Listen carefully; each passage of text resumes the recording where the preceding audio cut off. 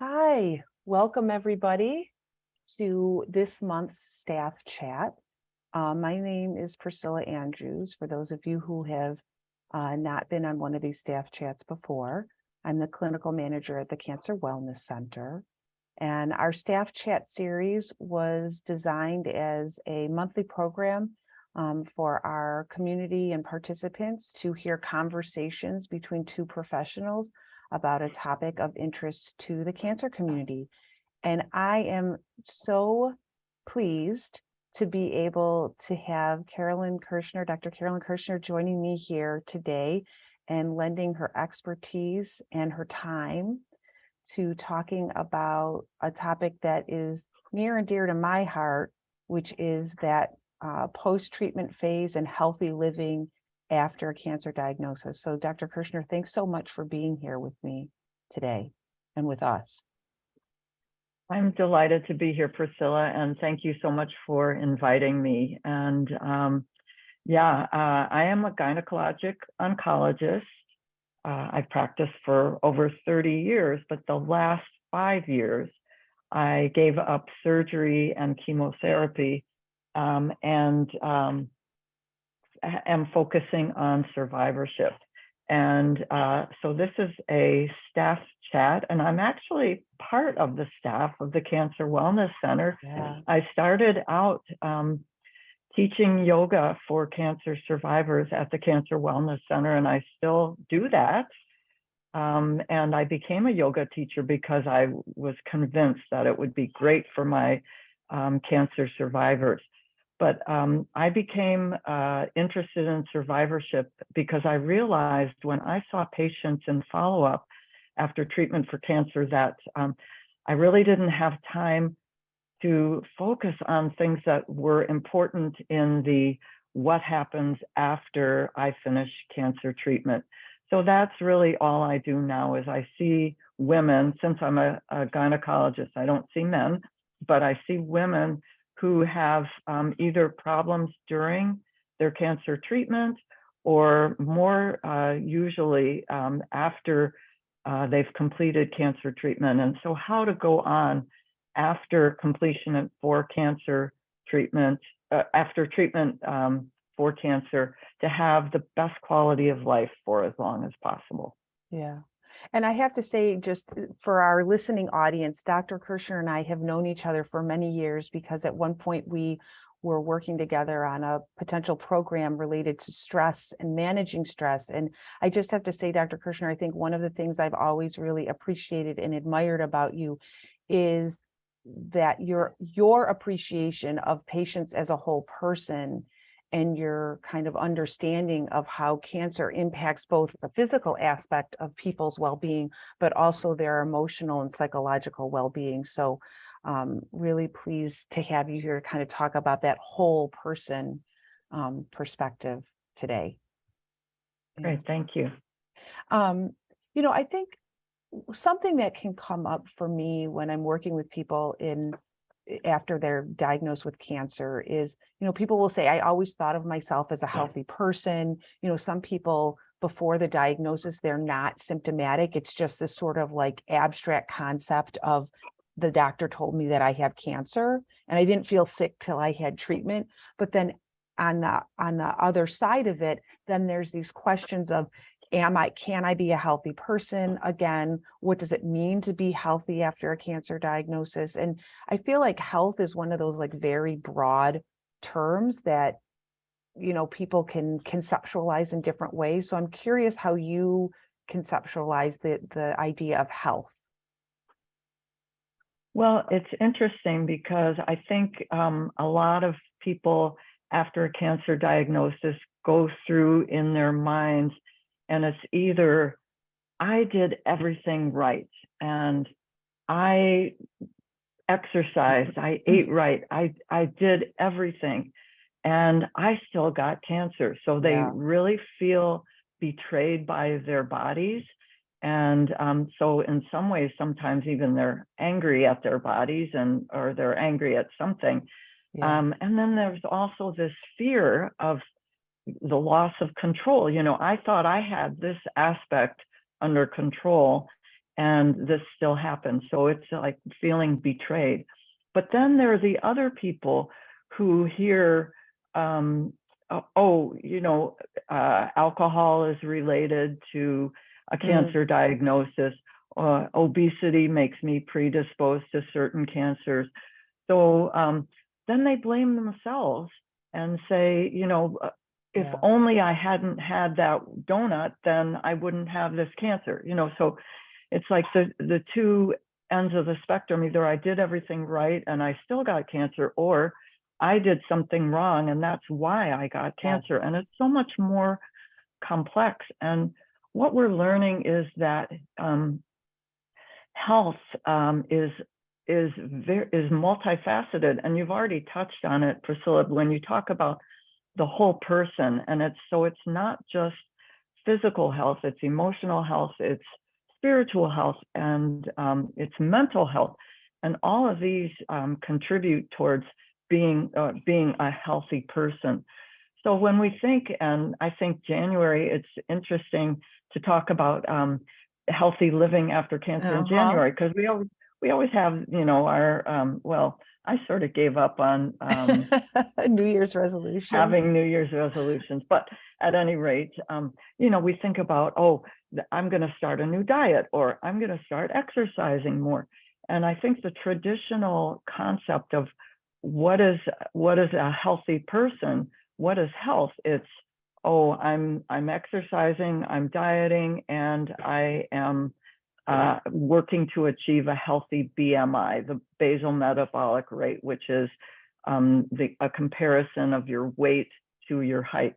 But it's so much more than that. I think it's stress management, being able to, we can't avoid stress. That is just impossible. In this world, there will be stress. But how do I manage it?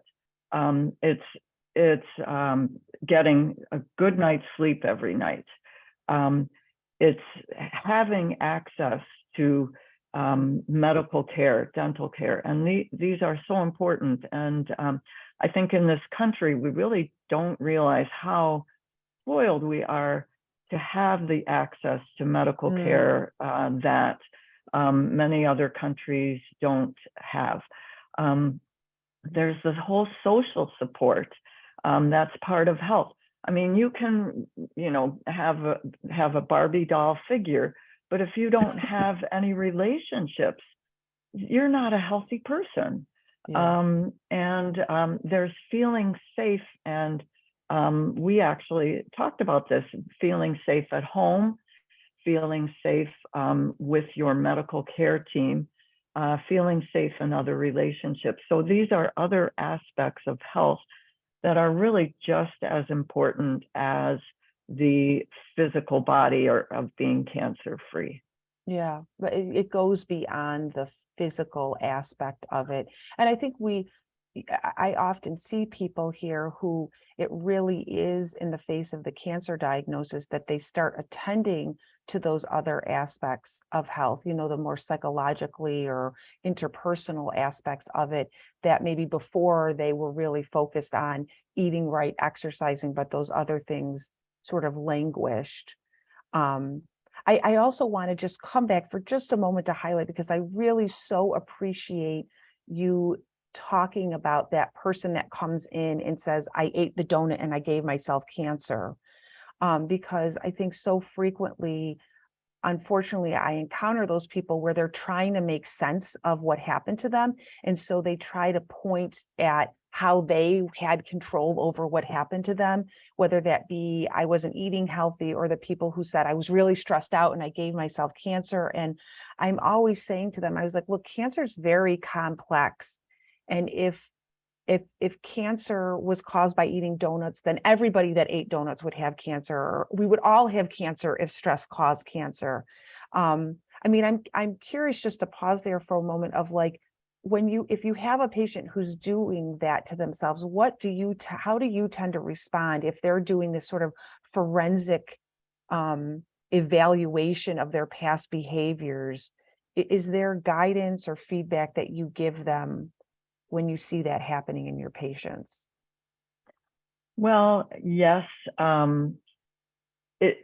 I tell people that if ruminating and self-blame, if that were helpful, I would say you should definitely do it.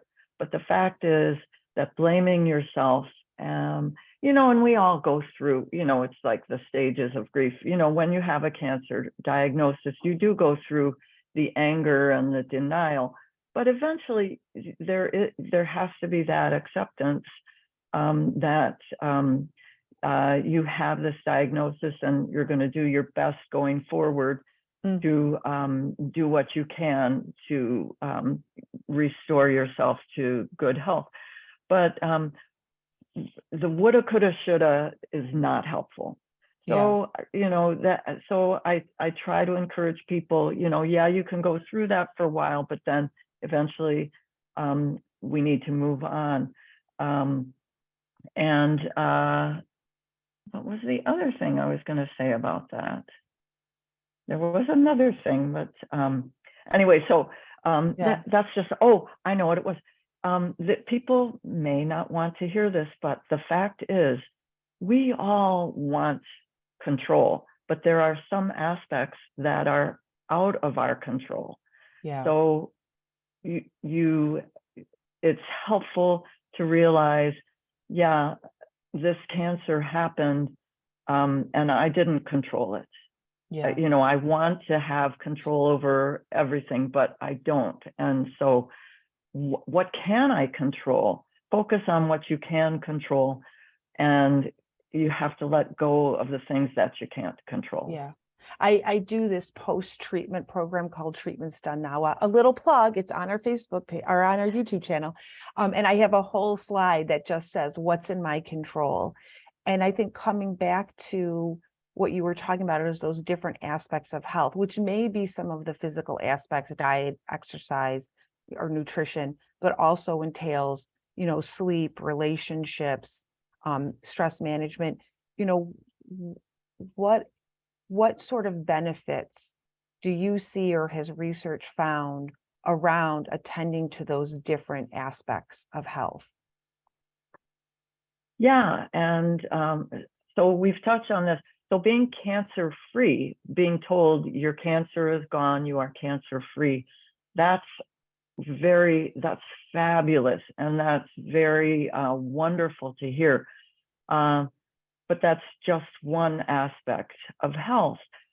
We really want to find joy and purpose in our lives. And so how do we find that? The American Institute of Cancer Research has sort of talked about this mix of 6.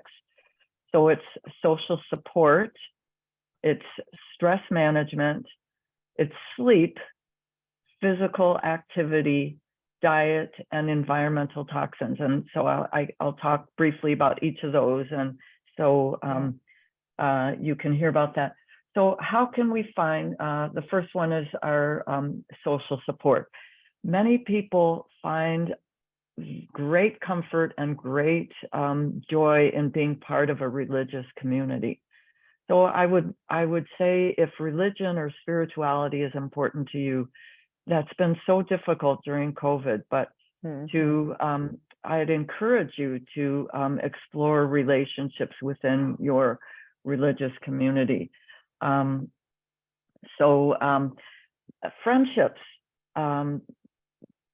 reconnect with friends that you may not have been able to do during COVID and during your cancer treatment and your diagnosis, your treatment, and now you're on the other side. That, you know, who are people that really were important to you, but that have sort of fallen off of your social schedule, and try to come back to them. And then, of course, there's your family that maybe they've supported you and kind of been caregivers. And now it's time to move on and have a different relationship with them, and kind of more the way it was before, if it was a child or a spouse or whomever, kind of get back to normal with those family relationships. Or conversely, maybe there were people who kind of did more than you wanted to do, and give them the freedom to give that up and just get back to a relationship that is helpful to both of you. So that's the relationships. We know that social isolation is really detrimental to people, and loneliness. So these are really found to be detrimental to health. So I encourage you to really go back to those relationships. So that's the relationship. The second one, the stress. We all have it. We can't avoid it. How can I deal with stress? Whether it's physical activity, so important to get those endorphins going. Sleep, also so important to our stress management, because we can handle things so much more easily when we're well rested. Mindfulness of being in the present and not ruminating over what happened in the past. What's happening now? How can I find joy in this moment? Gratitude, the practice of being grateful for what you do have, because we all have things for which we can be grateful, and focus on those rather on the negative can be so helpful. So that's the second one, stress. The third one, sleep. I see a lot of people who say, I just don't feel rested. I wake up and I think I've gotten a full night's sleep, but I still feel so tired. Get a sleep study. You may have sleep apnea and not know it. And sleep apnea is not the way it used to be, or I should say sleep studies. You can do them from home now. Treatment of sleep apnea, if you have it, you can have the equipment is a lot easier now than it used to be. So finding ways of getting better sleep. You can look online for that. Physical activity. I read a study just this morning from the Women's Health Initiative, Priscilla, that said female cancer survivors experience accelerated declines in physical function after diagnosis. So they did this study which compared cancer survivors and not, from the Women's Health Initiative, and those who had a history of cancer had a more rapid decline in their physical functioning. So all the more reason we have to really be cognizant of our physical activity. The recommendation is 30 minutes of moderate physical activity most days, and that's actually been shown to increase your risk, your chances of survival by 30%. Wow. So why not do that? That's huge. And it's, but on the other hand, if you're not able to do your 30 minutes of moderate physical activity most days, do what you can. It's a graduated thing. It's not an all or nothing. Anything is better than nothing. So our diet, that's the fifth one, plant-based, vegetables, fruits, whole grains, limit processed foods. It's not saying no processed foods, it's saying limit them. Limit refined sugar. It's not saying no refined sugar, but just think, make a conscious decision once in a while, maybe half the time, I'll choose an apple instead of the donut. The toxins, the last one, are things like tobacco, and I think we all know that we shouldn't be smoking or chewing. But also avoid direct sunlight exposure, and also HPV, human papillomavirus. It's a sexually transmitted disease that's associated with cervical cancer. So we should avoid, multiple sexual partners. We should be using a condom when we can. So those are the specific things, and I know that was lecture-ish, and I apologize for that, but that's what's on my mind. Well, and I want to tease out something that you mentioned in there, I think, which is moderation. And, I can think of many clients I've worked with where they come in and they want to do this complete overhaul of their life. And then they struggle to understand why they're failing at that, right? I'm going to go from being a meat eater to being a vegan. I never exercised before and I'm going to join CrossFit, right? That they go to this very kind of one end of the continuum of investment in one of those areas of health. And, I think a question that actually came up recently in expectation of this was this idea of like getting feedback about, well, have the occasional glass of wine, have the occasional dessert, but the person receiving that guidance feeling like I should limit and I shouldn't, and now I feel really guilty whenever I try to do those things. When I want to have a glass of wine or I want to have that piece of cake. And so, what is the balance there from your perspective as far as trying to implement some of these changes, but also making them work long term and having it fit into like a lifestyle change versus sort of a fad short term implementation, if that makes sense?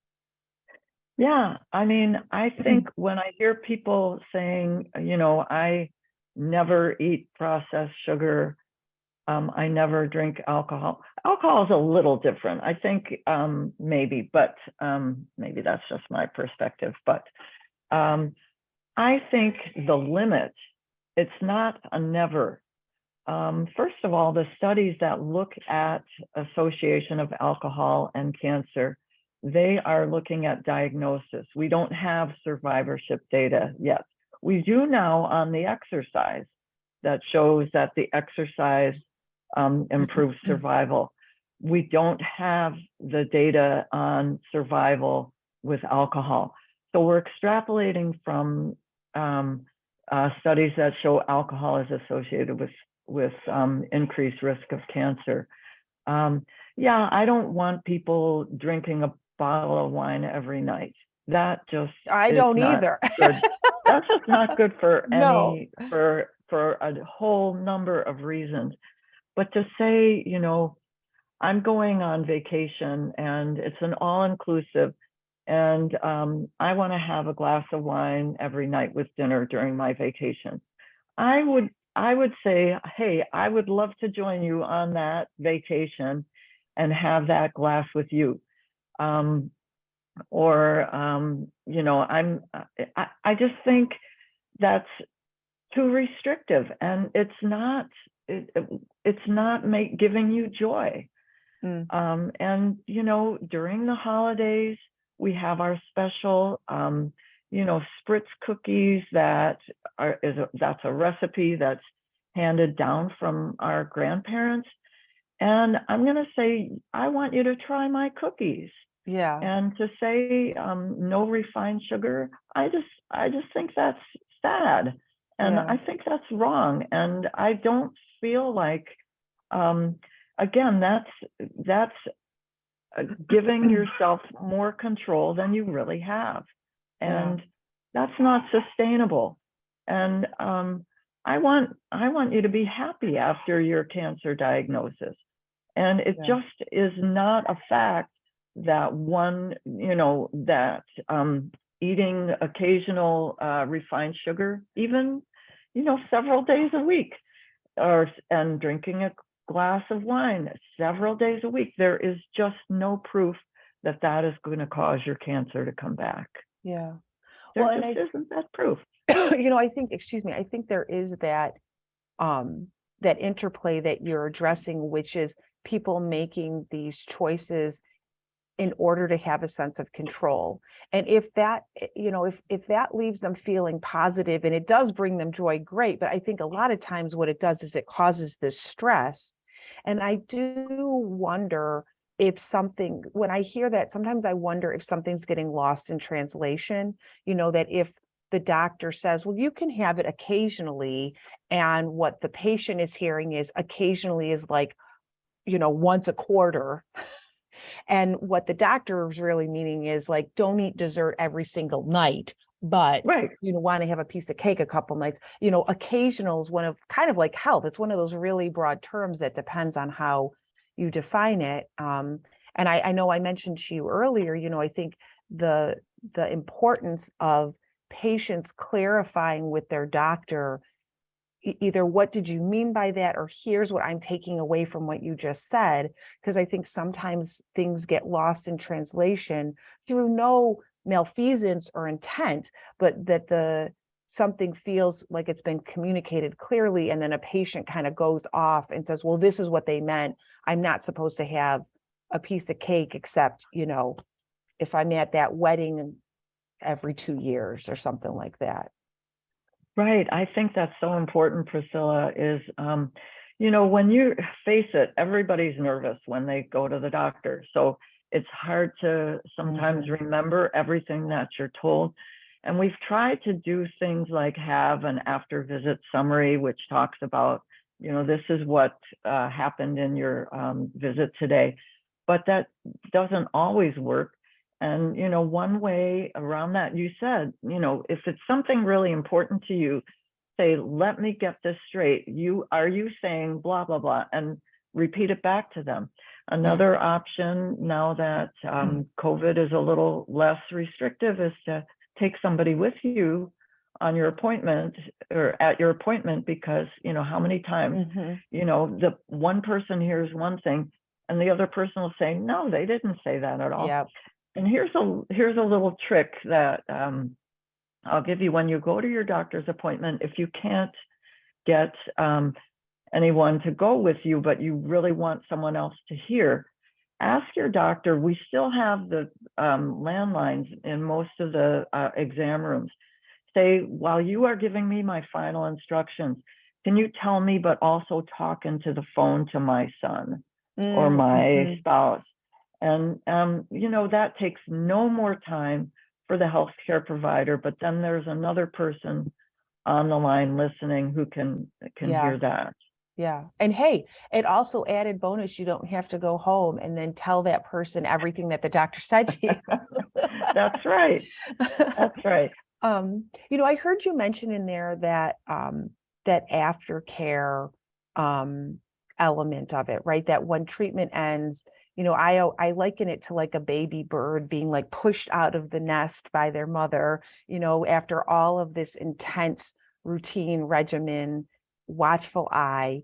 And I think patients sometimes feel a little bit lost when they end treatment. And, as far as interaction with the doctor in particular, what are your recommendations either to seek or ask for from their oncologist after that last chemo or radiation treatment? Yeah, I think that can be a really scary time because you've had contact with your healthcare team, sometimes even weekly, but certainly like every 3 weeks during your chemo or whatever. Sometimes every day, if you've had radiation, you're seeing the doctor or seeing a healthcare person every day.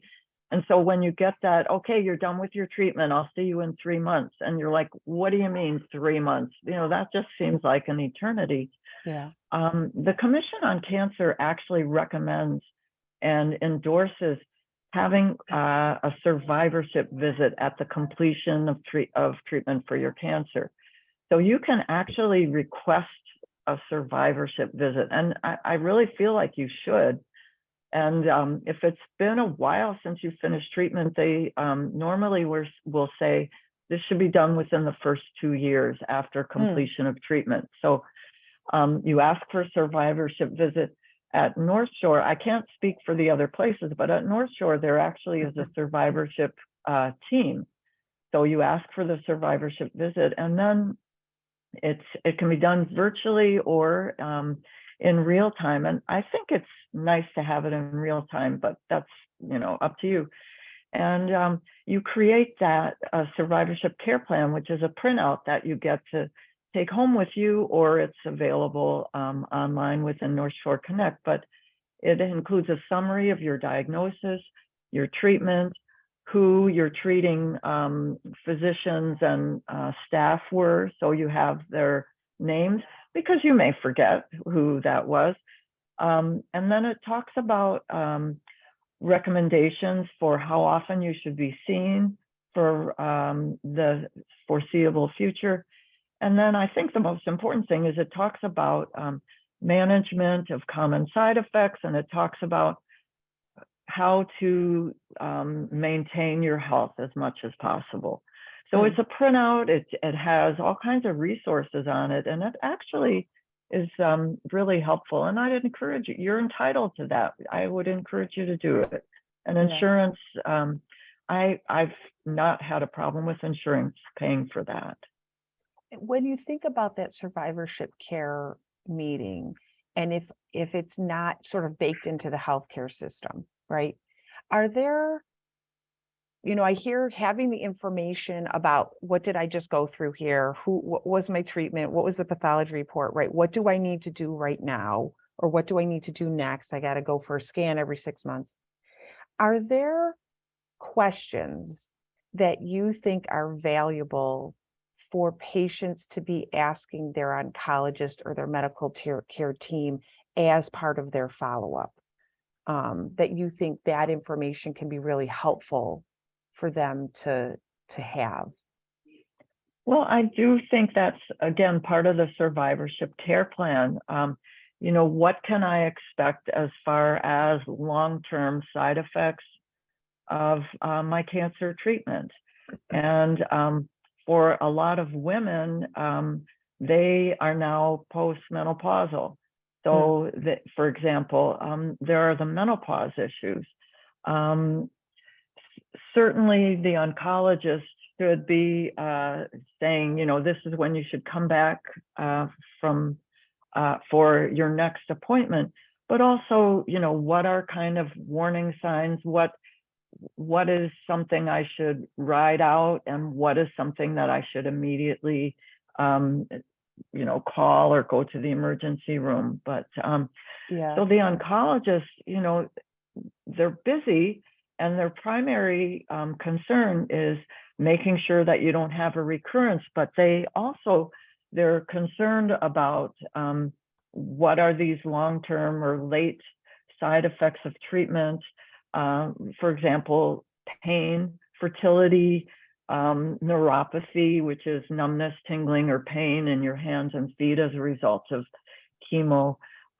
Fatigue, that's a really common side effect or long-term side effect of treatment.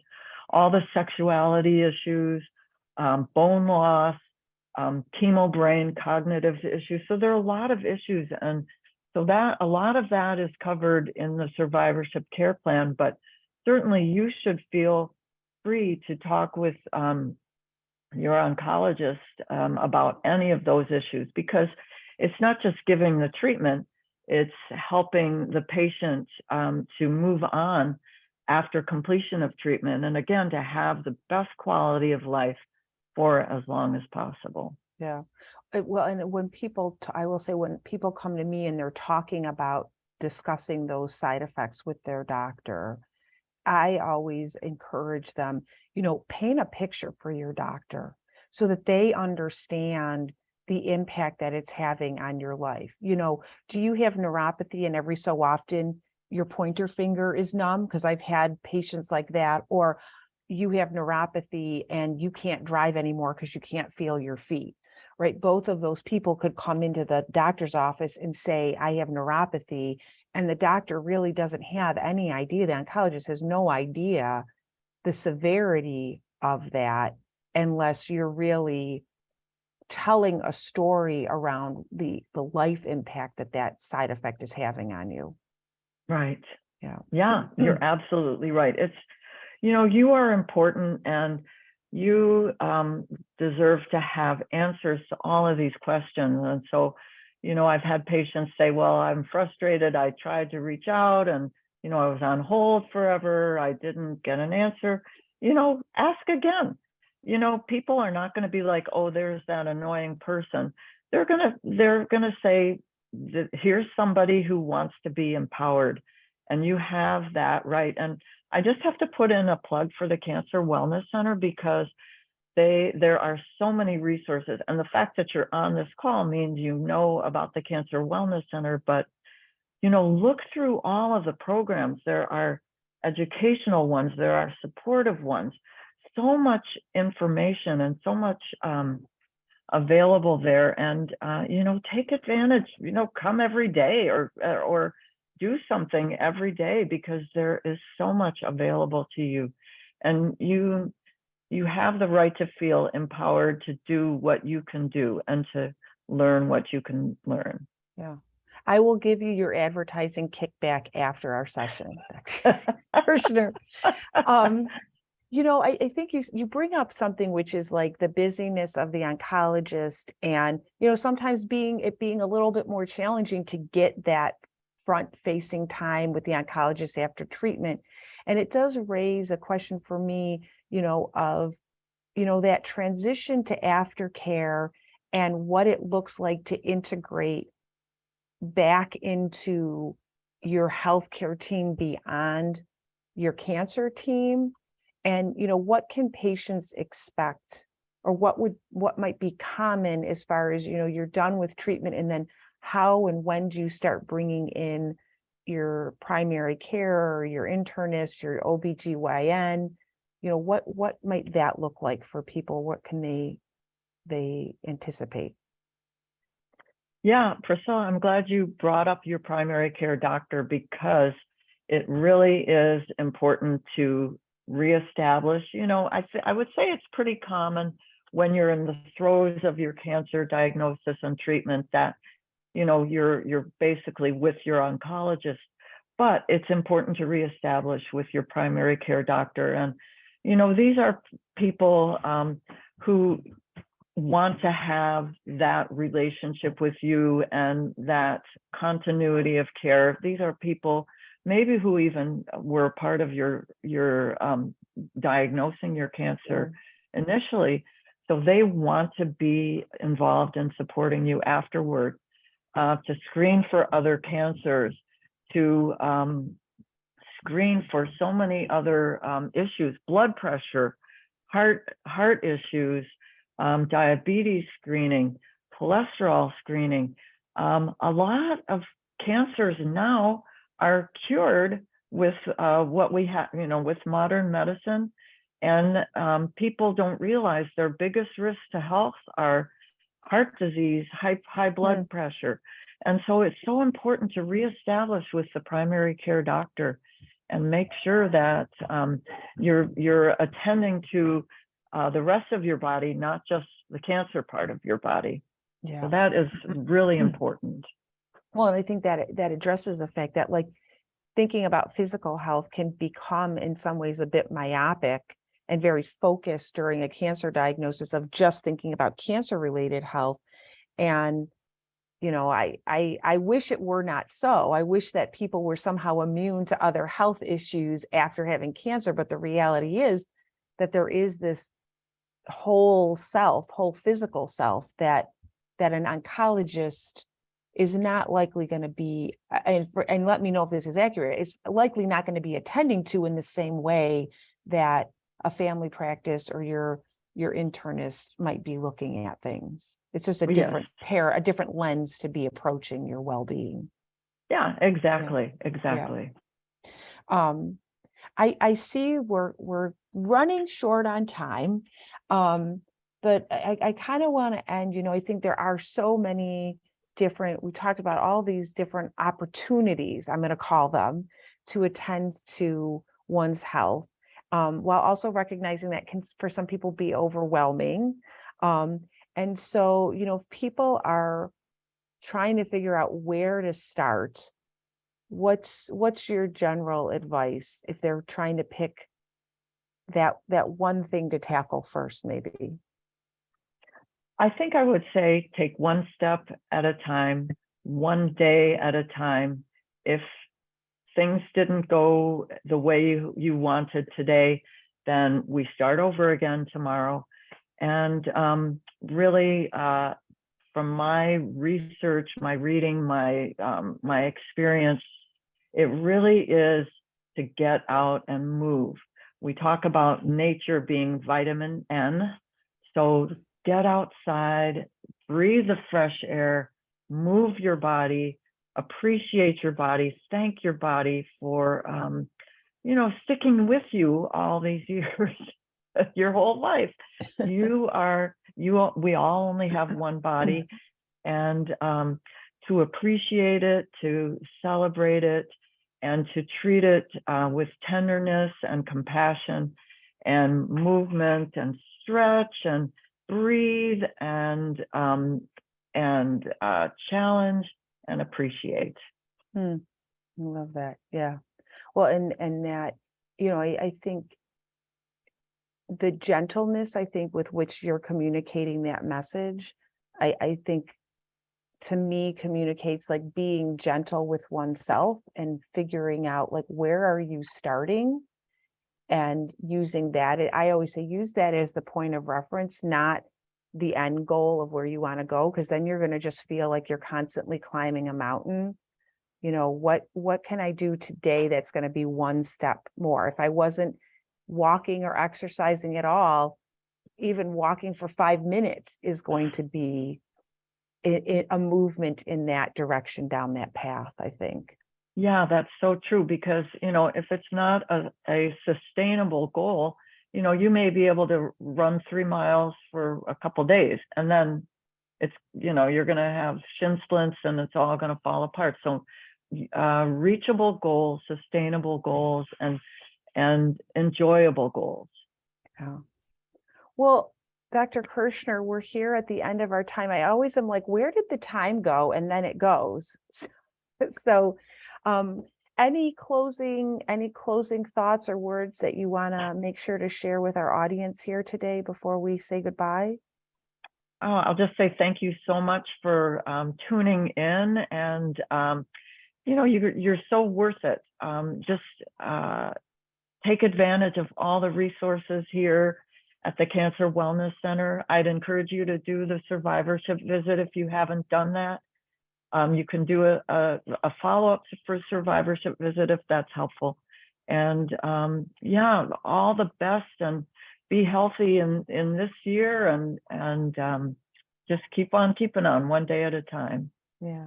Well, thank you so much for being here, Dr. Kirschner. And thank you to those of you in our Zoom room, on Facebook Live, and to those of you watching us on the YouTube channel. I will be back here on February 8th for our next staff chat, and I invite you to be here with me as well. But until then, take care. Thanks again, Dr. Kirschner. Thank you so much. Bye, everybody. Bye-bye.